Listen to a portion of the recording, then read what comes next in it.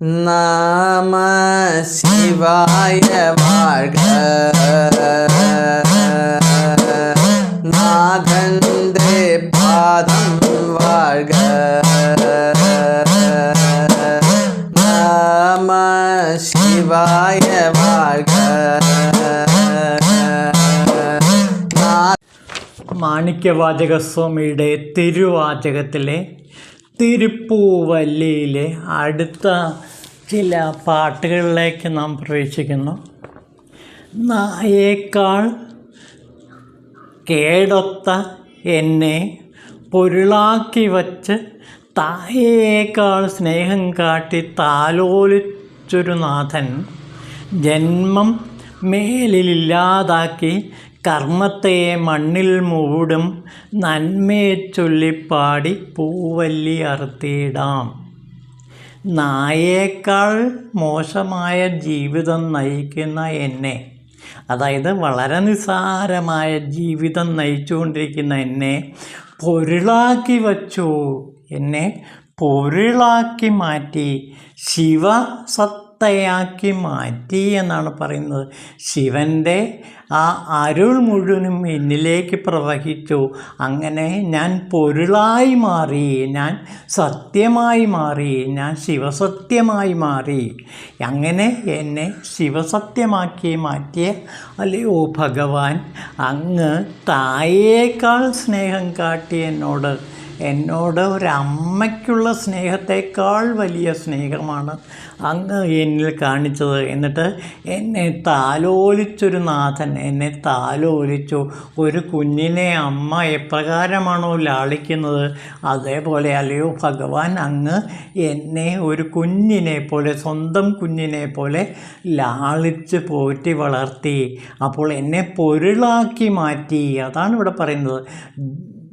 ജീവിതത്തിലെ ജന്മ ദുഃഖങ്ങളെല്ലാം മാറ്റി എന്നെ പൊരുളാക്കി മാറ്റിയത് അല്ലയോ ഭഗവാൻ, എന്നെ ശിവസത്യമാക്കി മാറ്റിയ അല്ലയോ ഭഗവാൻ, അങ്ങ് അമ്മയേക്കാൾ വലിയ സ്നേഹമാണ് എന്നോട് കാണിച്ചത്. എന്നിട്ട് സ്വന്തം കുഞ്ഞിനെ താലോലിച്ച് വളർത്തുകയും ചെയ്തു.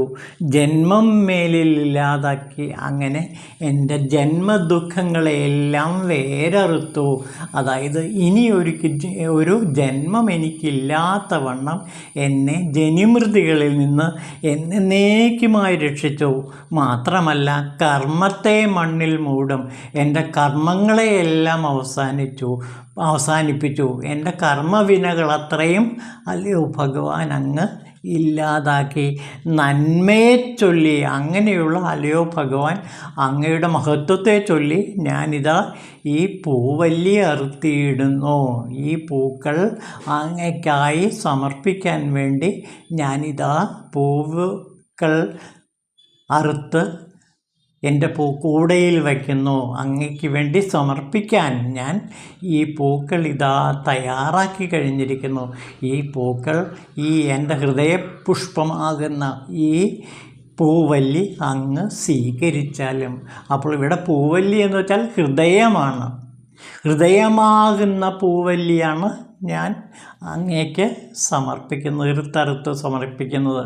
അപ്പോൾ ഹൃദയമാകുന്ന പൂക്കളാണ് ഞാൻ അങ്ങയുടെ മുമ്പിൽ സമർപ്പിക്കുന്നത്. അതായത് സമ്പൂർണ്ണ ശരണാഗതി അടയുകയാണ് ഇവിടെ മാണിക്യവാചകർ. സമ്പൂർണ്ണ സമർപ്പണം, അടിയാനായി മാറുകയാണ്. ശിവൻ്റെ അടിയാന്മാരിൽ വച്ച് അടിയാനായി മാണിക്യവാചകർ മാറുന്ന കാഴ്ച നാം കാണുന്നു. ഇവിടെ സമ്പൂർണ്ണ ശരണാഗതി അടഞ്ഞ മാണിക്യവാചകരുടെ ആ ഹൃദയം തന്നെ ശിവന് സമർപ്പിക്കുന്ന ഹൃദയമാകുന്ന പൂവാണ്, ഹൃദയ പുഷ്പമാണ് ശിവന് സമർപ്പിക്കുന്നത്. ഈ പൂവല്ലി അറുത്തിയിടാം എന്നുള്ളതിന് ചില നിരൂപകന്മാർ മറ്റൊരർത്ഥവും കൂടി പറയുന്നുണ്ട്. അത് കുറച്ചുകൂടി സ്വീകാര്യമാണെന്ന് തോന്നുന്നു. അതായത് പൂ എന്നുള്ളത് ഭൂമി എന്നുള്ളതിലെ ആ പൂ തമിഴിൽ പൂവായിട്ട് മാറുന്നതാണ്. അതായത് ഭൂമിയുടെ വല്ലി എന്നുള്ളത് ഇവിടെ ഇരുട്ട് എന്നർത്ഥം കൊടുക്കുന്നുണ്ട്. അങ്ങനെ ഭൂമിയുടെ ഇരുട്ട് മുഴുവൻ ഞാൻ അറുത്തെടുക്കുകയാണ്. അതായത് ശിവഭഗവാൻ ഭൂമിയുടെ ഇരുട്ടിനെ ഇല്ലാതാക്കുന്നു എന്നൊരർത്ഥം ഈ പൂവല്ലി അറുക്കൽ പാട്ടിനുണ്ട് എന്നാണ് ചില നിരൂപകന്മാർ അഭിപ്രായപ്പെടുന്നു. ഡോക്ടർ രത്ന നവരത്നം എന്ന ഒരു ഗവേഷക തൻ്റെ PhD പ്രബന്ധത്തിൽ ഈ കാര്യം വ്യക്തമാക്കുന്നുണ്ട്. മായയെ അറുക്കുന്ന, മായയെ ഇല്ലാതാക്കുന്ന, മായയാകുന്ന അജ്ഞാനാന്ധകാരത്തെ ഇല്ലാതാക്കുന്ന ഒരു ഗാനശാഖയാണ് പൂവല്ലിപ്പാട്ട്. തിരുപ്പൂവല്ലി എന്നുള്ള ഭാഗത്ത് മാണിക്യവാചകർ പറയുന്നത് പൂ എന്നുള്ളത് ഭൂമിയാണെന്നും വല്ലി എന്നുള്ളത് ഇരുട്ടാണെന്നും, അങ്ങനെ ഭൂമിയുടെ ഇരുട്ടിനെ ഇല്ലാതാക്കാൻ വേണ്ടി ശിവഭഗവാൻ ശ്രമിക്കുകയാണ്. അതായത് മായയെ ഇല്ലാതാക്കാൻ വേണ്ടി, മായാവിഷത്തെ, മായയാകുന്ന അന്ധകാരത്തെ ഇല്ലാതാക്കാൻ വേണ്ടിയിട്ടാണ് ഈ ഗാനങ്ങൾ ആലപിക്കുന്നത് എന്ന് ചില നിരൂപകന്മാർ പറയുന്നതായിട്ട് ഡോക്ടർ രത്ന നവരത്നം തിരുവാചകത്തിൻ്റെ വ്യാഖ്യാനത്തിൽ വിശദീകരിക്കുന്നുണ്ട്. ചന്തമേറും ചിദംബരത്തിൽ വാഴുന്നടേശൻ തന്നെ പോയി വണങ്ങാത്തോരോർക്ക് ഇന്ദു അർക്ക ഇന്ദ്രന്മാർക്കും അഗ്നിക്കും വീരഭദ്ര കൈകളാൽ പരുക്കേറ്റ് നഗ്നസത്യത്തെ പാടി പൂവല്ലിയർത്തിയിടാം. ഇനി ശിവനെ നമിക്കാത്തവർക്ക്, ശിവനെ ആരാധിക്കാത്തവർക്ക് എന്താണ് സംഭവിക്കുന്നത്? ചന്തമേറും ചിദംബരത്തിൽ വാഴുന്ന നടേശനെ ആരാണോ ആരാധിക്കാത്തത്, ആരാണോ വെറുക്കുന്നത്, ആരാണോ അവഗണിക്കുന്നത്, അവരെ വണങ്ങാത്തവരെ അർക്കനായാലും വേണ്ടില്ല, സൂര്യനായാലും വേണ്ടില്ല, ചന്ദ്രനായാലും വേണ്ടില്ല, ഇന്ദ്രനായാലും അഗ്നിയാണെങ്കിലും വേണ്ടില്ല, വീരഭദ്രൻ്റെ കൈകളാൽ അവരെ നശിപ്പിക്കും, അവരെ പരിക്കുകളേൽപ്പിക്കും. അപ്പോൾ തന്നെ നന്ദിക്കാത്ത, തന്നെ ആദരിക്കാത്ത, തന്നെ വെറുക്കുന്ന ആരായാലും അവരെയെല്ലാം തൻ്റെ ഭൂതഗണ നേതാവായ വീരഭദ്രനെ കൊണ്ട് ആക്രമിച്ച് പരിക്കേൽപ്പിക്കും. ഇതുപോലെ സൂര്യനെയും ഇന്ദ്രനെയും അതേപോലെ തന്നെ ചന്ദ്രനെയും അഗ്നിയെയും മറ്റും വീരഭദ്രൻ മർദ്ദിക്കുകയുണ്ടായി. ശിവനോട് കൂടുതൽ സ്നേഹം കാണിക്കാത്തതിന്, കൂടുതൽ അവഗണന കാണിച്ചതിന് അവരെ എതിർക്കുകയുണ്ടായി. അപ്പോൾ ആ കഥ കൂടി ഇവിടെ സൂചിപ്പിക്കുന്നുണ്ട്. അപ്പോൾ സൂര്യനായാലും ചന്ദ്രനായാലും ഇന്ദ്രനായാലും അഗ്നിയായാലും ശിവനെ ആരാധിച്ചില്ല എങ്കിൽ, ശിവനെ അവഗണിച്ചാൽ അവരെ ശിവൻ്റെ ഭൂതഗണമായ വീരഭദ്രനെ കൊണ്ട് പരിക്കേൽപ്പിക്കുന്ന ഒരു സ്വഭാവം കൂടി ശിവനുണ്ട്. അപ്പോൾ ശിവൻ ക്ഷിപ്രകോപി കൂടിയാണ് എന്ന് ഓർക്കുക. ശിവനെ ആരാണോ വന്ദിക്കാത്തത്, ദക്ഷയാഗം നമുക്ക് അറിയാവുന്നതാണ്. അപ്പോൾ ശിവനെ ആരാണോ വന്ദിക്കാത്തത്, അങ്ങനെയുള്ളവരെ ശിക്ഷിക്കാൻ ശിവൻ എപ്പോഴും തയ്യാറാകുന്നുണ്ട്. അതുകൊണ്ട് ക്ഷിപ്രകോപിയായ ശിവനെ നാം തീർച്ചയായിട്ടും ഭജിക്കുക തന്നെ വേണം. അങ്ങനെ നിരന്തര ഭജനത്തിലൂടെ, നിരന്തര ആത്മസമർപ്പണത്തിലൂടെ ശിവൻ്റെ ആ മാതൃസ്നേഹം അല്ലെങ്കിൽ പിതൃസ്നേഹം പൂർണ്ണമായും സാധകനിലേക്ക് ഒഴുകിയെത്തും. അതായത് ഇത്രമേൽ സ്നേഹിക്കുന്ന, ഇത്രമേൽ കരുതലുള്ള, സ്വന്തം കുഞ്ഞിനോടുള്ള കരുതലുള്ള ഒരു പിതാവിനെ നമുക്ക് വേറെ കാണാൻ കഴിയില്ല. അപ്പോൾ ശിവഭഗവാനെ സമീപിച്ചാൽ, ശിവഭഗവാനിൽ സമ്പൂർണ്ണമായി സമർപ്പണം ചെയ്താൽ, അങ്ങനെയുള്ളവർ തീർച്ചയായിട്ടും ശിവൻ്റെ അലൗകികമായ തേജസ് മുഴുവനും അവരിലേക്ക് പകരുകയും അവരെ ശിവൻ കാത്തു രക്ഷിക്കുകയും ചെയ്യും. അപ്പോൾ ഒരു ശിവൻ സാധകനെ അല്ലെങ്കിൽ ഒരു ശിവഭക്തനെ എപ്പോഴും ശിവൻ കാത്തു രക്ഷിച്ച്, സ്വന്തം കുഞ്ഞിനെ എന്ന പോലെ കാത്തു രക്ഷിച്ച് അഭയമരുളുന്ന കാഴ്ചയാണ് നാം ഇവിടെ കാണുന്നത്. അപ്പോൾ മാണിക്യവാചകരെ സ്വന്തം മകനായി സ്വീകരിച്ച് ആ മകനോട് എപ്രകാരമാണോ ഗണപതിയോടും സുബ്രഹ്മണ്യനോടും ശിവന് അത്യധികമായ സ്നേഹമുള്ളത്, അതേപോലെയുള്ള സ്നേഹവായ്പ് മാണിക്യവാചകരോടും ഭഗവാൻ ശിവൻ കാണിക്കുന്നു. ജീവന്മാർക്കെല്ലാം തന്നെ വന്ദിക്കാൻ ദേഹം നൽകി, ജീവന്മാർക്കെല്ലാം തന്നെ കീർത്തിക്കാൻ വായും നൽകി, സമ്പർക്കം പുലർത്തിയിടാൻ ഇന്ദ്രിയങ്ങളും നൽകി, ചിദംബരത്തിലാടുവാനായി പൂവല്ലിയർത്തിടാം. അപ്പോൾ ചിദംബരത്തിൽ നൃത്തമാടുന്ന ഭഗവാൻ എങ്ങനെയുള്ളവനാണ്? ജീവന്മാർക്കെല്ലാം തന്നെ വന്ദിക്കാൻ ദേഹം നൽകി. അപ്പോൾ തന്നെ ആരാധിക്കാൻ വേണ്ടി, തന്നെ വന്ദിക്കാൻ വേണ്ടി എല്ലാ ജീവന്മാർക്കും ദേഹം നൽകിയത് ഭഗവാൻ ശിവനാണ്. അപ്പോൾ നമ്മുടെയൊക്കെ ദേഹം നൽകിയത് ആരാണ്? ശിവഭഗവാനാണ്. എന്തിനു വേണ്ടിയിട്ടാണ്? ശിവനെ സ്തുതിക്കുക, പിതാവിനെ സ്തുതിക്കുക.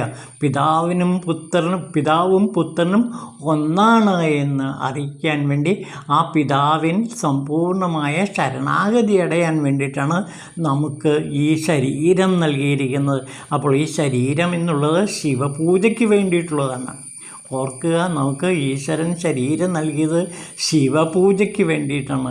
ഈ ശിവപൂജ തെറ്റിക്കുമ്പോഴാണ്, ഈ ശിവപൂജയ്ക്ക് മുടക്കം വരുമ്പോഴാണ് ദേഹത്തിന് രോഗങ്ങൾ ഉണ്ടാകുന്നത്. ദേഹം അരോഗദൃഢഗാത്രമാണെങ്കിൽ എപ്പോഴും ശിവപൂജ ചെയ്തുകൊണ്ടേയിരിക്കണം.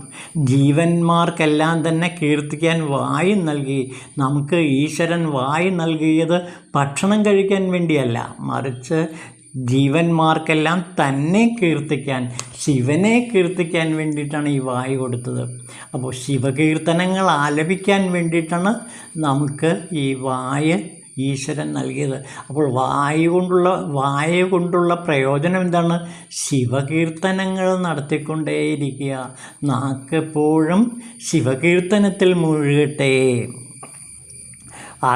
പിന്നെ സമ്പർക്കം പുലർത്താൻ ഇന്ദ്രിയങ്ങൾ നൽകി. ശിവനുമായി നിതാന്തമായ സമ്പർക്കം പുലർത്താൻ വേണ്ടിയിട്ടാണ് ഇന്ദ്രിയങ്ങൾ നൽകിയത്. സ്പർശനം, ശിവനെ സ്പർശിക്കാൻ വേണ്ടിയിട്ടാണ് നമുക്ക് ആ ത്വക്ക് നൽകിയത്, സ്പർശന സുഖം നൽകിയത്. അതുപോലെ കണ്ണ് എന്തിനു വേണ്ടിയിട്ടാണ്? ശിവനെ കാണാൻ വേണ്ടിയിട്ടാണ്.